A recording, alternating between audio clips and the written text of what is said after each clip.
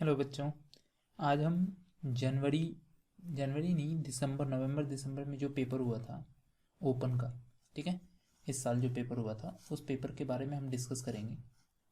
जो कंप्यूटर का पेपर है उसके बारे में इसी तरह करके मैं धीरे धीरे करके बहुत सारे पेपर्स, जो भी पेपर्स होते हैं उनको एक एक करके मैं इसमें ऐड करता जाऊँगा अपने चैनल में। तो ये पेपर बेसिकली है 12th क्लास के बच्चों के लिए, ठीक है। तो एक काम करते हैं, हम इस पेपर के बारे में डिस्कस करते हैं। यहाँ पे ध्यान से देखना कि ये पेपर, अगर आपका पेपर ऑफलाइन होता है तो यहाँ पे आप अपना क्या लिखोगे, इनरोलमेंट नंबर जो भी लिखा हुआ है वो उसके अकॉर्डिंग लिखोगे। फिर इनरोलमेंट नंबर वगैरह लिखने के बाद फिर आपके पास क्या होता है, क्या कि अगर नॉर्मली नीचे अगर हम आते हैं तो नीचे हमारे पास एक अलग ऑप्शन है, जिस ऑप्शन में हम डेट ऑफ एग्जामिनेशन लिखेंगे। जैसे आज डेट हो गया 6 जनवरी 2022, ठीक है, इसके बारे में लिखेंगे। फिर हमारे पास सिग्नेचर ऑफ इन्विजिलेटर, हम इन्विजिलेटर के सिग्नेचर, जो इन्विजिलेटर आपके क्लासरूम में होगा वो अपना सिग्नेचर कर देगा यहाँ पे। उसके बाद हम आगे की ओर बढ़ते हैं। इसमें क्वेश्चंस हैं, यहाँ पे क्या लिखे हुए हैं कि सारे सारे अनुक्रमांक लिखिए, जो कि मैंने पहले ही समझा दिया वो सारी सारी चीज़ें। उसके बाद क्वेश्चन पेपर है कि आपको कौन से पेपर करने हैं, क्या हैं, दोनों साइड प्रिंटेड हैं, कितने नंबर ऑफ पेजेस हैं, ये सारे सारे आपको शुरुआत में ही लिखा हुआ रहता है। जैसे यहाँ पे देख लो, ये आप पहले ही चेक कर लोगे कि आपके पास 6 क्वेश्चन हैं, ठीक है, और 8 प्रिंटेड पेपर्स हैं इसमें। तो ये पहले ही चेक कर लोगे कि आपके क्वेश्चन पेपर सही तो है ना।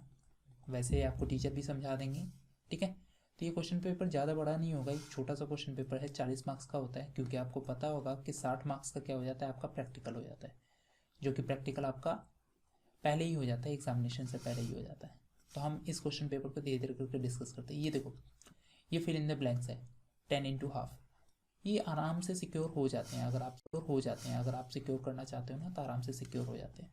तो कुछ क्वेश्चंस के अकॉर्डिंग देखते हैं। यहाँ पे लिखा हुआ है in excel that helps to add the content of the range, ठीक है, एडजेसेंट सेल। मान लो एक सेल है, उसके साइड में एक सेल है, मैंने दोनों सेल को अगर सेलेक्ट करना है या दोनों सेल को करना है तो या तो आप माउस के हेल्प से कर सकते हो, या आप क्या कर सकते हो, शिफ्ट और एरो बटन के साथ, ठीक है। समझ में आ गई बातें। उसके बाद यहाँ पे शिफ्ट और एरो बटन, हिंदी में भी एक तरह से समझ में आ जाएगा आप लोगों को क्या चीज़ें होती है। The process of input processing storage and perform by the under the supervision of, किसके द्वारा होता है, ये होता है कंट्रोल यूनिट। क्या होता है, कंट्रोल यूनिट, उसके द्वारा होता है। नेक्स्ट क्वेश्चन देखते हैं। When the file and folder are deleted from the hard disk अगर डिलीट होता है कहाँ जाता है वो, रिसाइकल बिन में, ठीक है।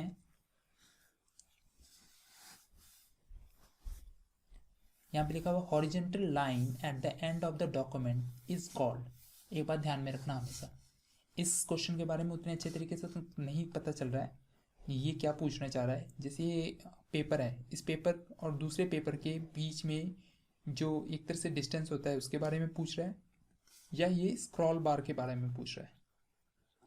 यहाँ पे मेरे हिसाब से स्क्रॉल बार ही आंसर होगा, क्योंकि हॉरिजेंटल लाइन की बात हो रही है। यहाँ पे दो पेपर के बीच में अगर गैप होता है, इसे आप लाइन नहीं बोल सकते, एक तरह से स्क्रॉल बार ही होता है। तो इसे हम क्या बोलेंगे, हॉरिजेंटल, क्योंकि ये हॉरिजेंटल है इसलिए हॉरिजेंटल स्क्रॉल बार, ठीक है। जैसे हिंदी में क्या बोलते हैं, हॉरिजेंटल को हॉरिजेंटल ही लिख रखा है तो हॉरिजेंटल ही होगा। In M S excel that provided in a formula equal to का साइन, कभी भी अगर हम फॉर्मूला का यूज़ करते हैं तो उसके सामने हम क्या लगाते हैं, इक्वल टू लगाते हैं। फिर बोला जा रहा है लगाते हैं इक्वल टू लगाते हैं। फिर बोला जा रहा है are the programs that bridge the gap between the functionalities of the OS and the need of the user. एक तरह से कहने का मतलब क्या है कि इस क्वेश्चन में आपसे पूछा जा रहा है क्या कि एक तरह से ओएस की कार्यकारिता और यूज़र की आवश्यकता के बीच की दूरी को पूर्ण करते हैं, कौन पूर्ण करते हैं, एक तरह से वो करते हैं आपके पास या तो सॉफ्टवेयर करते हैं, या इसे बोल सकते हैं यूटिलिटी या सिस्टम सॉफ्टवेयर, या इस तरह की चीज़ें सारी सारी चीज़ें करता है। इन इन डैश व्यू, कौन से व्यू में हम स्लाइड को एक जगह से दूसरी जगह ट्रैक करके लेके जा सकते हैं, वो होता है स्लाइड शॉर्टर व्यू। फिर बोल रहा है dash is the key use to the check, ये तो पता ही होगा, ऑल्ट F7, ठीक है, ऑल्ट F7 का यूज़ करते हैं और उसका यूज़ करके हम इसको कर सकते हैं। फिर बोला जा रहा है यहाँ पे है font reset the font in the change in the, ये होता है आपके पास replace font option. Replace font option होता है जो आपके स्लाइड शो वगैरह में हम क्या करते हैं, उस पर्टिकुलर चीज़ को रिप्लेस कर सकते हैं या चेंज कर सकते हैं। बोला जा रहा है एक लोकल नेटवर्क को इंटरनेट से कौन कनेक्ट करता है, रोटर, वो कनेक्ट करता है। क्वेश्चन ज़्यादा टफ नहीं होता, क्वेश्चन अगर आप आसानी से बनाओगे तो आराम से मार्क्स आ जाते हैं। और आपको पता होना चाहिए कि 40 मार्क्स में 40 का अगर हम 30% निकालते हैं, क्योंकि इसमें प्रैक्टिकल में अलग पास होना होता है और इसमें थ्योरी में अलग पास होना होता है, तो आपको 13 मार्क्स लाने होते हैं, तो 13 मार्क्स बड़ी आसानी से आ जाते हैं। यहाँ पे क्या बताना है, ट्रू फॉल्स। ट्रू फॉल्स में देखो प्लॉटर, प्लॉटर क्या है, प्लॉटर प्रिंटिंग के लिए यूज होता है, ठीक है। प्लॉटर क्या होता है, प्रिंटिंग के लिए यूज होता है, तो ये आपका डेटा एंटर करने के लिए यूज नहीं होता है, तो मतलब ये क्या हो गया, फॉल्स। नेक्स्ट, कंट्रोल पैनल का hardware and add and remove करने के लिए होता है। हाँ, कंट्रोल पैनल से हम क्या कर सकते हैं, हार्डवेयर रिमूव एंड, सॉफ्टवेयर भी करते हैं, हार्डवेयर भी करते हैं, दोनों के दोनों रिमूव और ऐड करने का काम किया जाता है। फिर यहाँ पे हमारे पास अगला क्वेश्चन क्या है, scroll bar is use to the set the margin. होता ही नहीं है स्क्रॉल बार। स्क्रॉल बार का काम क्या है, पेज को ऊपर भेजना या पेज को नीचे भेजना। तो ये आपका क्या हो गया, फॉल्स। ये क्या हो गया आपके पास, ट्रू। नेक्स्ट क्या है, F1 की is use for the slide show. गलत है ये भी। कौन सा की यूज होता है, F5 की यूज होता है, तो ये आपका भी फॉल्स है। नेक्स्ट क्वेश्चन, मतलब read only features help to the protect the document. हाँ सही है, आप अगर किसी को भी डॉक्यूमेंट बना के देते हो और रीड ओनली में बना के देते हो, मतलब कहने मतलब क्या, वो डॉक्यूमेंट सिर्फ आप ही एडिट कर सकते हो, जिसको आपने भेजा वो सिर्फ उसे रीड कर सकता है, पढ़ सकता है, उसके बाद कुछ नहीं। The autofill feature allow you to create, क्या काम करता है, ऑटोफिल फीचर क्या काम करता है। अगर मैं ऑटोफिल की बात करता हूँ तो एक तरह से समझ लो, ऊपर में अगर कोई भी चीज़ है, नीचे वाला अपने आप नीचे में फिल हो रहा है।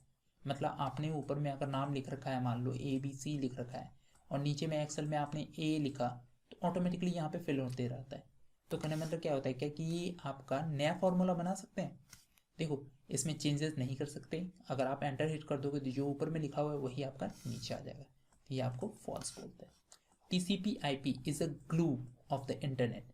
ग्लू, ग्लू का नया मतलब क्या होता है कि ये सारा सारा काम करता है ट्रांसफर कंट्रोल प्रोटोकॉल और IP प्रोटोकॉल, तो इसे आप बोल सकते हो इंटरनेट का ग्लू। फिर बोला जा रहा है, if you use apostrophe the number can be treated as a text. हाँ सही है, जब आप एपोस्ट्रोफी एक्स यूज करते हो, जैसे 5 लिखा हुआ है और इसके ऊपर में एपोस्ट्रोफी यूज कर लेते हो, या आप टेक्स्ट की तरह दे। The normal view of the presentation divide the screen into 4 section. Normal view, normal view को नहीं मतलब क्या है, अगर हम नॉर्मल व्यू की बात करते हैं तो नॉर्मल व्यू आपके पास ये है, बीच में आपका स्लाइड होगा और साइड बार आपके पास इस तरह होगा, ठीक है। तो इसमें आपके पास 4 सेक्शन कहाँ बन रहे हैं, बस 2 ही सेक्शन बन रहे हैं। MS Access, MS SQL and Oracle are the example of Oracle spreadsheet. Wrong है, ये सारे डेटाबेस के एग्जांपल है, ठीक है। किसके एग्जांपल है, डेटाबेस के, तो इसे हम फॉल्स बोल सकते हैं।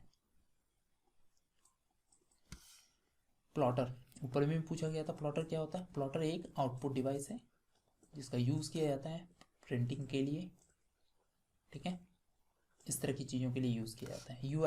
URL का फुल फॉर्म होता है यूनिफॉर्म रिसोर्स लोकेटर। जो आप यूज़ करते हो ना बेटा, कौन से, www, जैसे ये facebook.com लिखा हुआ है, तो ये जो facebook.com है ये आपका क्या कहलाता है, URL कहलाता है। Sum if function, sum if function के लिए, सम इफ करने मतलब ये एक्सेल का एक फंक्शन है। ये फंक्शन क्या काम करता है, सम करता है किसी कंडीशन पे। इफ करने मतलब क्या हो गया, कंडीशन। मान लो आपने कंडीशन क्या लगा दिया, क्या कि आप उसी को सम करो जिसकी वैल्यू 50 से ज़्यादा है, ठीक है। तो ये सिर्फ उसी को सम करेगा, और साथ में क्या लिखना पड़ता है, हमें रेंज लिखना पड़ता है। तो यहाँ पे बोला जा रहा है कि इन दो को परिभाषित करने के लिए तो आप आराम से परिभाषित कर सकते हो इसको समझाने के लिए। इसमें लिखा हुआ है संक्षिप्त टिप्पणी लिखें। टिप्पणी करने में तो नोट्स वगैरह, अब यहाँ पे होता है change case feature. Change case कौन, सबसे पहले चेंज केस कौन कौन से होते हैं, 5 तरह के केसेस होते हैं। Capital case, small case, sentence case, ठीक है, toggle case, capitalize each word.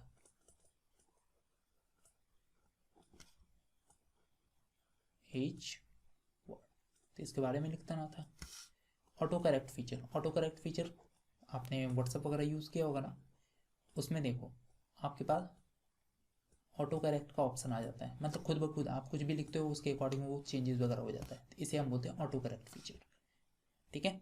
उसके बारे में लिखना है कि ऑटो करेक्ट फीचर क्या काम करता है, क्योंकि एक तरह से आपके अगर कोई वर्ड गलत है, सपोज मैंने लिख दिया यहाँ पे मार्केट लिखना है मैंने, MARKET की जगह KAT कर दिया, तो मार्केट को क्या करेगा वो, इसको ऑटो करेक्ट कर दे, ET कर दिया, तो ये हमारे लिए यूज़फुल है, तो ये हमारे लिए यूज़फुल है एक तरह से। IP एड्रेस, IP एड्रेस अभी जो हम IP यूज़ कर रहे हैं वो हम यूज़ कर रहे हैं IPv6 वर्जन, कौन सा यूज़ कर रहे हैं 6, और इससे पहले जो यूज़ कर रहे थे IPv4 यूज़ कर रहे थे। इस तरह का IP एड्रेस होता था पहले, लेकिन अब तो अलग अलग डिजिट्स के होने लगे उस तरह के। ये एक IP एड्रेस हो गया। IP एड्रेस क्या होता है, यूनिक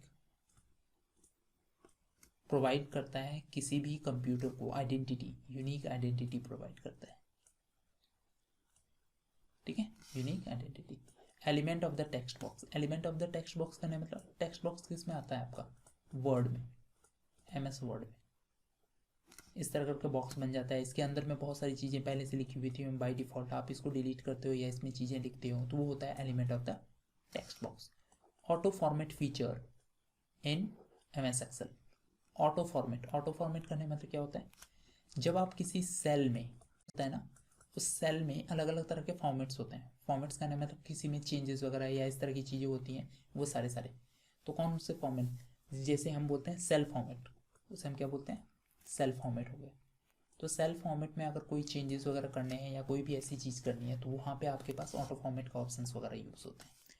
तो इसमें भी आपको सारे नहीं समझाने थे, कोई भी जो आपके राइट द शॉर्ट नोट, हाँ सबके बारे में कुछ ना कुछ थोड़ा बहुत लिखना था, ठीक है।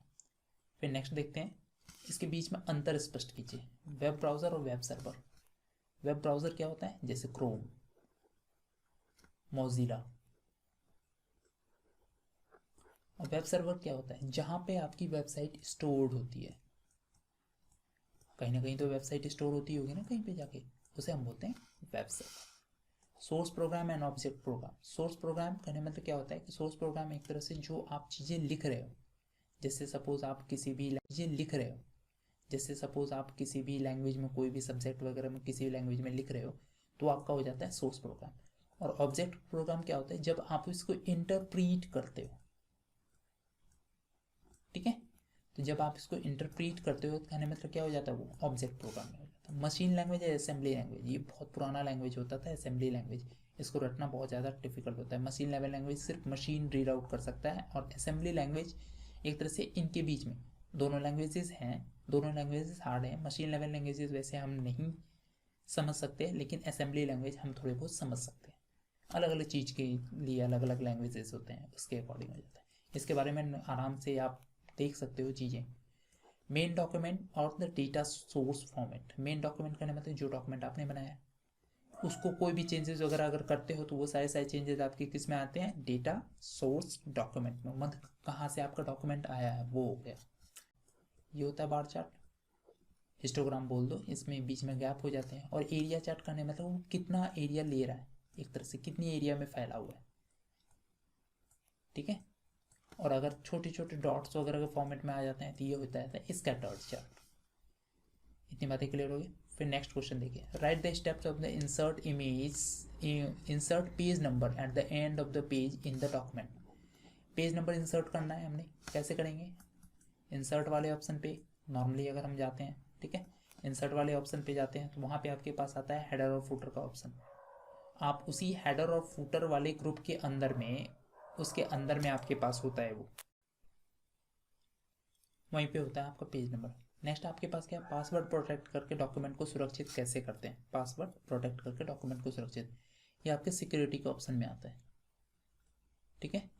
आप जाते हो फाइल टैब में, फाइल में जाने के बाद वहाँ पे आपके पास आता है ऑप्शंस में एडवांस ऑप्शंस होते हैं, ठीक है। वहाँ पे जाने के बाद आप सिक्योरिटी अप्लाई कर देते हो, तो सिक्योरिटी में आपको पासवर्ड पूछता है और प्रीवियस पासवर्ड। ये एक्सेल वाला तो एक क्वेश्चन आ ही जाता है, ये ध्यान में रखना। आपको क्या करना है, टोटल, मतलब इन तीनों का टोटल करना है। ये किस में, C2, यहाँ पे आप लिखोगे equal to SUM sum bracket open, ये आपका C2 में है, C2 डॉट, और ये क्या है आपका E2, जैसे C2 डॉट E2 लेंगे ये सारा आ जाएगा E2, ठीक है। फिर आपके पास नेक्स्ट वाला है एवरेज। एवरेज के लिए फॉर्मूला यही होता है AVERAGE। एवरेज में भी सेम टू सेम C2 से लेकर E2।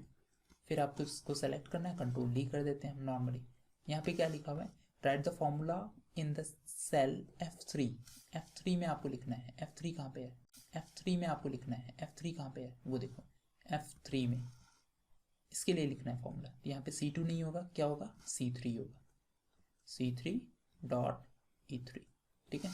फिर बोला जा रहा है write the formula of G6 to find the Sandhya's average marks. G6 में, यहाँ पर तो G6 में अगर हमने लिखना है तो G6 में कैसे लिखेंगे, यहाँ पे लिखेंगे हम C6 डॉट E6 और साथ में क्या आ जाएगा यहाँ पे एवरेज,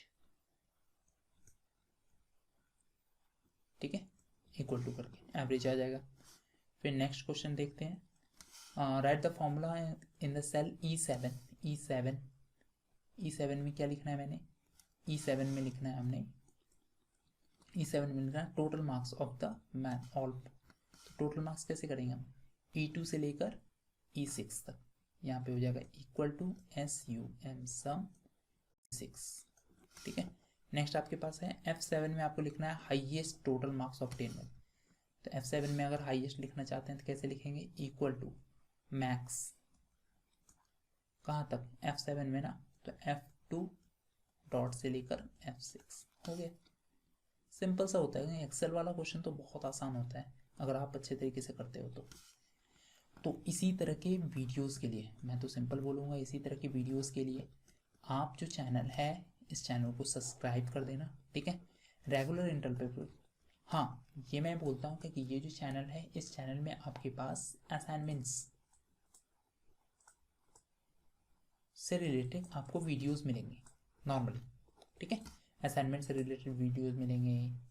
और आपको NIS के लिए खासकर, अगर मैं NIS के लिए बोलता हूँ, अभी तो NIS के लिए बना रहा हूँ, फिर बाद में इग्नू के लिए बनाऊँगा। और जाहिर सी बात है आप आज नहीं तो कल, जाहिर सी बात है आप आज नहीं तो कल ग्रेजुएशन के लिए इग्नू में जाना ही चाहोगे, तो आपको दोनों सपोर्ट्स यहाँ पे मिल जाएंगे। आपको यहाँ पर टेलीग्राम का एक चैनल दिया होगा डिस्क्रिप्शन में, आप उस टेलीग्राम के चैनल पे जाके खुद को कनेक्ट कर सकते हैं। और किसी तरह की अगर रिक्वायरमेंट्स है या कोई भी चीज़ें अगर कुछ भी पूछना है तो आप टेलीग्राम में पूछ सकते हो, उस चैनल पे पूछ सकते हो। मेरी जगह अगर कोई भी है वहाँ पे तो कोई भी आपको जवाब दे सकता है या बता सकता है या इस तरह की चीज़ें। बाकी अधिक जानकारी के लिए हमारे चैनल के साथ बने रहिए। Thank you very much. Subscribe जरूर कर लीजिए। ओके।